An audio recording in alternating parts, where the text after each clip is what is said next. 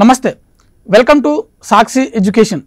Intelligence bureau వాళ్ళు విడుదల చేసినటువంటి జూనియర్ ఇంటెలిజెన్స్ ఆఫీసర్ సంబంధించినటువంటి 394 ఉద్యోగ ఖాళీలకు సంబంధించిన ఎగ్జామ్ డేట్ ఏదైతే ఉందో అది విడుదలైంది.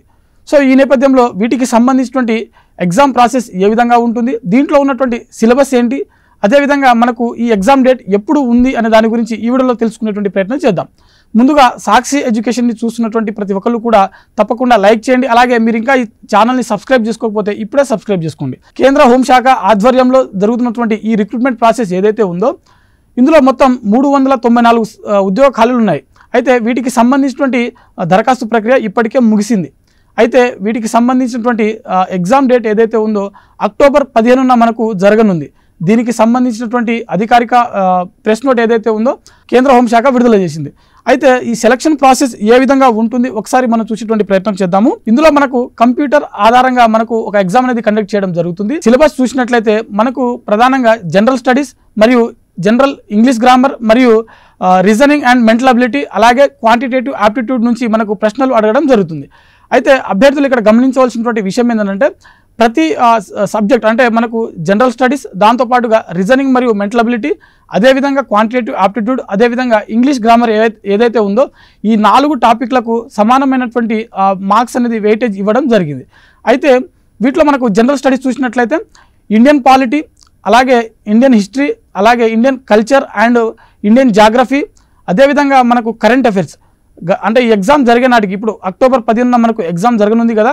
సో గత 8 నెలల నుంచి 12 నెలల వరకు జాతీయ మరియు అంతర్జాతీయకు సంబంధించినటువంటి అంశాలు ఏవైతే ఉన్నాయో మనకు మరీ ముఖ్యంగా జాగ్రఫికల్ రిలేటెడ్ టాపిక్స్ ఏవైతే ఉన్నాయో వాటికి సంబంధించినటువంటి టాపిక్స్, అదేవిధంగా మనకు కేంద్ర బడ్జెట్, దాంతోపాటుగా కేంద్ర సోషియో ఎకనామిక్ అవుట్లుక్ ఏదైతే ఉందో, జాతీయ ఆర్థిక ముఖ చిత్రం ఏదైతే ఉందో వీటి నుంచి మనకు జనరల్ స్టడీస్ ఏవైతే ఉందో దీంట్లో మనకు ప్రశ్నలు అడిగేటువంటి అవకాశం ఉంటుంది. క్వాంటిటేటివ్ ఆప్టిట్యూడ్ చూసినట్లయితే ఇందులో మనకు ప్యూర్ మ్యాథ్స్ నుంచి ప్రశ్నలు వచ్చేటువంటి అవకాశం ఉంటుంది.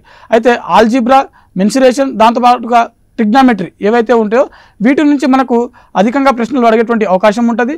అదేవిధంగా మనకు అర్థమెటికల్ ఏదైతే ఉందో అంటే మనకు సింపుల్ ఇంట్రెస్ట్, కాంపౌండ్ ఇంట్రెస్ట్, కాసాగా, హెచ్సిఎం, ఎల్సిఎఫ్, అదేవిధంగా మనకు నెంబర్ సిస్టమ్ ఇలాంటి టాపిక్స్ నుంచి మనకు అధికంగా ప్రశ్నలు వచ్చేటువంటి అవకాశం ఉంటుంది. అదేవిధంగా రీజనింగ్ మరియు మెంటల్ అబిలిటీ చూసినట్లయితే కోడింగ్, డీకోడింగ్ మరియు దాంతోపాటు క్లాక్, అదేవిధంగా క్యాలెండర్, దాంతోపాటుగా సిలాజిజం, సిట్టింగ్ అరేంజ్మెంట్, అదేవిధంగా బ్లడ్ రిలేషన్ ఇలాంటి టాపిక్స్ నుంచి మనకు అధికంగా ప్రశ్నలు వచ్చేటువంటి అవకాశం ఉంటుంది. మరోవైపు మనకు ఇంగ్లీష్ గ్రామర్ చూసినట్లయితే ఫిల్లింగ్ ద బ్లాంక్స్, అదేవిధంగా కరెక్ట్ ద సెంటెన్స్, దాంతోపాటుగా రాంగ్ వర్డ్స్ ఏవైతే ఉంటాయో వీటి నుంచి మనకు ఇంగ్లీష్ గ్రామర్లో అధికంగా ప్రశ్నలు అడగడానికి అవకాశం ఉంటుంది.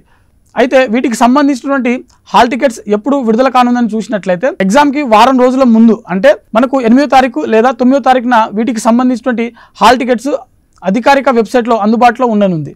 ఇది ఇవాల్టి వీడియో. మరిన్ని జాబ్ అప్డేట్స్ కోసం చూస్తూనే ఉండండి Sakshi education. Thanks for watching. Thank you all.